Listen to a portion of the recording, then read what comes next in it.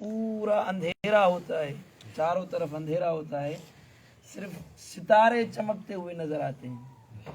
आसमान वाले जमीन वालों को देखते हैं ना, तो जमीन पर पूरा अंधेरा छाया रहता है, लेकिन वो लोग चमकते हुए नजर आते हैं, उन लोगों के चेहरे चमकदार होते हैं जो मस्जिद तामीर करते हैं और मस्जिद की खिदमत करते हैं।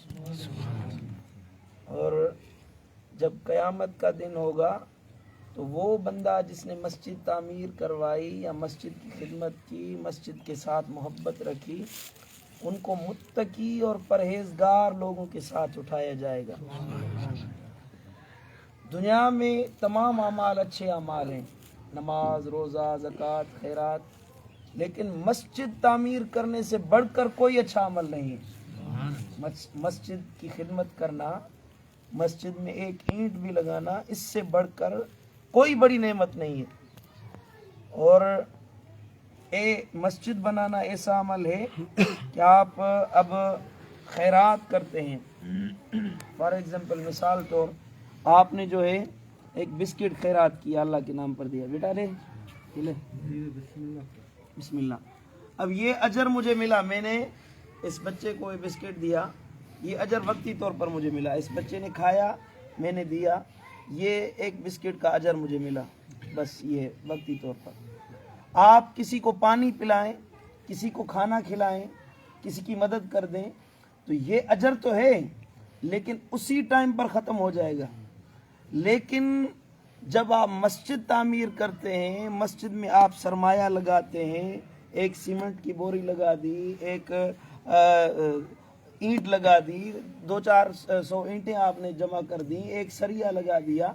अब जब तक वो सरिया, वो ईंट, वो सीमेंट और वो जो आपने थोड़ा बहुत 1 रुपया भी मस्जिद में खर्च किया, जब तक मस्जिद रहेगी, जब तक उसमें नमाजी नमाज पढ़ते रहेंगे, जितने नमाजी आएंगे, अब जुमा होगा, ईद होगी, नमाज होगी, उसमें कोई कुरान की तिलावत करेगा, कोई अल्लाह को सजदा करेगा, दुआ मांगेगा, जितना अजर अल्लाह उन नमाजियों को, तिलावत करने वालों को, कारियों को और नमाजियों को, रोज़े रखने और खोलने वालों को अजर लाजमी है। इसमें कोई इत्काफ भी बैठेगा, मस्जिद में कोई इबादत भी करेगा, रोज़ा इफ्तार करेगा, इसमें महफिल होंगी, अल्लाह ताला का नाम लिया जाएगा, दीन की तबलीग होगी, फिर वहाँ से लोग सुधरेंगे, दीन की बात सीख कर वो आगे जाकर अमल करेंगे, आगे जाकर पैगाम पहुँचाएंगे। अब जब तक वो अमाल करते रहेंगे, उसका अजर और सवाब उनको तो मिलेगा, लेकिन जिन्होंने मस्जिद तामीर करवाई, मस्जिद में हिस्सा डाला,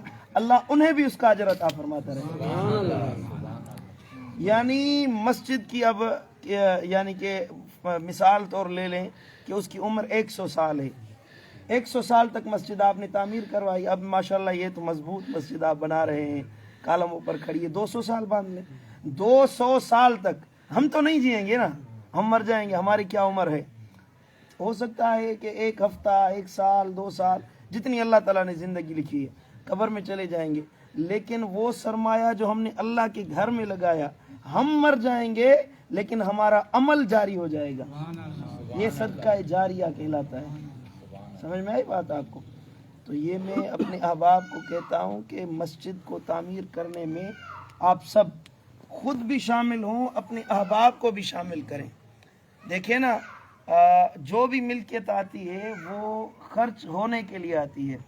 जो आपने 1000 रुपया भी कमाया, हमेशा रहने के लिए नहीं होता, लाजमी है, महंगाई है, खर्च बढ़ते जा रहे हैं, हर एक को अपने ज़िंदगी के मामलात का पता है, लेकिन वो पैसा जो आपने अपनी ज़ात पर खर्च किया वो तो आपको नफ़ा पहुंचाएगा, लेकिन जो आपने अपने औलाद को, अपने घर वालों को, अपने घर पर खर्च किया, वो तो ऐसे गोया कि ज़ाया हो गया, आप तो कब्र में चले जाएंगे, वो माल कहाँ जाएगा, वो माल तो दूसरे खा लेंगे। इससे बेहतर है कि वो अपना माल अल्लाह के घर में इस्तेमाल करें, तो अल्लाह के घर में इस्तेमाल होने वाला माल, आपका सरमाया, आपकी दौलत आपको कब्र में भी नफ़ा पहुंचाएगी, यौम महशर भी नफ़ा पहुंचाएगी। समझ में आ रही है मेरी बात?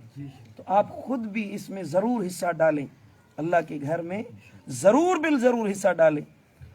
हुजूर आक़ा जहाँ सल्लल्लाहु तआला अलैहि वसल्लम जब मस्जिद नबवी तामीर फरमा रहे थे तो खुद ईंटें उठा रहे थे आक़ा जहाँ, بلاک مٹی کے بلاک بنائے جا رہے تھے تو خود آقا دو جہاں صلی اللہ علیہ وسلم اٹھا اٹھا کر آ رہے. تو ایک صحابی تھے, انہوں نے عرض کیا رسول اللہ حضور اینٹیں اٹھا کر آ رہے ہیں. اس نے کہا کہ یا رسول اللہ آپ وزن نہ اٹھائیں, میں اٹھا کر جاتا ہوں. تو حضور نے فرمایا وہاں بہت ساری اینٹیں پڑی ہیں, جاؤ تم وہاں سے اٹھا لو, یہ میں اٹھا کر لگانے والا ہوں. اتنا ذوق تھا, مسجد تعمیر کرنے کا اتنا شوق تھا. تو یہ ضروری نہیں ہے کہ آپ یعنی کہ پورے کا پورا خرچہ کر دیں, یعنی کہ پوری چھت لگا دیں, 50-60 لاکھ روپے خرچ ہو جاتے ہیں. تو یہ ضروری نہیں ہے. جتنی اللہ تعالیٰ نے آپ کو توفیق دی ہے, ایک مزدور ہے وہ مزدوری کر کے بھی اپنا حصہ ڈالے نا تو اس سے بھی وہی اجر ملے گا جو زیادہ خرچ کرنے والا ہے. سمجھ میں بات. ایک صحابی تھا, جب آقا دو جہاں صلی اللہ علیہ وسلم نے فرمایا کہ اللہ کی راہ میں خیرات کرو, غزوہ پہ جا رہے ہیں, مسلمانوں کی مجاہدین کی مدد کرو. حضرت ابوبکر کے بارے میں آپ نے سنا ہے کہ پورا مال لے کر آئے. حضرت فاروق اعظم اپنے مال کا آدھا حصہ لے کر آئے. حضرت عثمان غنی 2 لاکھ درہم پیش کرنے کے لیے حاضر ہوئے. ایک صحابی تھا, غریب مسکین تھا, جس کے پاس پیسہ نہیں تھا, جس کے پاس سرمایہ نہیں تھا, غریب مسکین تھا. تو بڑا پریشان ہوا کہ حضور کا فرمان بھی آیا ہے, کار خیر میں حصہ بھی ڈالنا ہے, اب میرے پاس اتنا سرمایہ تو نہیں ہے کہ آقا کی خدمت میں پیش کروں. تو وہ گیا ایک یہودی کے پاس, اس کے باغ میں پانی مزدوری کرنے کے لیے, پانی باغ کو دینے کے لیے ایک رات کی مزدوری کی. اس نے اسے 2 کلو کھجور دی, 2 سیر کھجور دی مزدوری میں. تو وہ تھیلی پکڑ کر اور آقا دو جہاں صلی اللہ علیہ وسلم کی خدمت میں آیا, یا رسول اللہ اور تو کچھ نہیں ہے, یہ 2 کلو کھجور ہے, میری طرف سے قبول فرمائے. اب یہ تھیلی لے کر آ رہے تھے تو کچھ منافقین بیٹھے ہوئے تھے, انہوں نے دیکھا تو انہوں نے کہا کہ بھائی اب 2 سیر کھجور جو لے کر آیا ہے اس سے قافلہ چلے گا ہی نہیں, جہاد پر مسلمان جائیں گے. اس پر ٹھٹھول کرنے لگے, مذاق کرنے لگے, اس کا ٹھٹھا اتارنے لگے.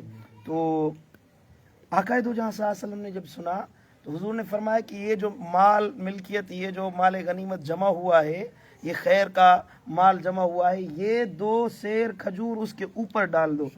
اللہ کے خدمت میں, اللہ کی بارگاہ میں یہ جتنا بھی مال جمع ہوا ہے اس سے زیادہ بڑھ کر یہ جو محنت مزدوری کر کے اللہ کے کام میں حصہ ڈالنے کے لیے آیا ہے, ان 2 کلو کھجور کی حیثیت اللہ کے بعد اور زیادہ ہے. اللہ اکبر کبیرہ. میرے دوستو, آپ اور آپ کے احباب تمام کو میں دعوت دیتا ہوں کہ اس کار خیر میں حصہ ڈالیں. ایسا نہ ہو کہ وہ مال آپ کی اولاد کھا لے, اس سے بہتر ہے کہ آپ اپنے لیے آخرت کا سرمایہ بنا لیں نا. اپنے لیے, اپنے اولاد کے لیے تو بناتے ہیں الحمدللہ, اپنے لیے بھی تو کچھ تیار کریں نا. حضور نے فرمایا کہ آپ کے لیے وہ ہے جو آپ نے کھایا, پیا اور پہنا, باقی تو دوسرے لے جائیں گے. وہ مال آپ کا ہے جو آپ نے اللہ کی راہ میں خرچ کر دیا ہے. اور یہ جو اللہ کی راہ میں آپ خرچ کریں گے, آپ اللہ کے گھر پر خرچ کریں گے. آج ہم کہتے ہیں کہ سائیں دعا کریں, گھر میں قرض ہے, بیماریاں ہیں, یہ پریشانی آ گئی ہے. آپ اللہ کے گھر پر محنت کریں, اللہ کے گھر پر خرچ کریں. اللہ وہ رحیم ہے جو اپنے گھر کی خدمت کرنے والوں کے گھروں کو آباد فرما دیتا ہے. یہ اللہ تعالیٰ نے آپ کو زندگی میں موقع عطا فرمایا ہے کہ اللہ کے گھر کی خدمت کریں, اللہ آپ کے گھر کی خدمت فرمائے گا, انہیں آباد فرمائے گا, ان کی پریشانیاں دور فرمائے گا, قرضوں اور مرضوں سے نجات عطا فرمائے گا.